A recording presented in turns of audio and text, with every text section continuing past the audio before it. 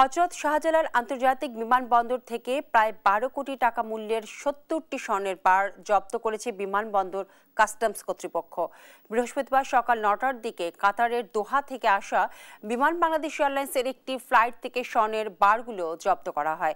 Dhaka customs কর্তৃপক্ষ জানায়, গোপন সংবাদে কাতারের দোহা থেকে হযরত শাহজালাল আন্তর্জাতিক বিমানবন্দরে আসা বিমান বাংলাদেশ এয়ারলাইন্স BG326 ফ্লাইটে রামেজিং অভিযানে বিমানের সামনে কার্গো হোল্ড থেকে কাপড়ের ভেতরে কালো স্কচ টেপে বিশেষভাবে মুড়িয়ে রাখা ৮ কেজি ১২০ গ্রাম ওজনের ৭০টি স্বর্ণের বার পরিত্যক্ত অবস্থায় উদ্ধার করা হয়। তবে স্বর্ণ চোরাচালানের ঘটনায় কাউকে আটক করা সম্ভব হয়নি।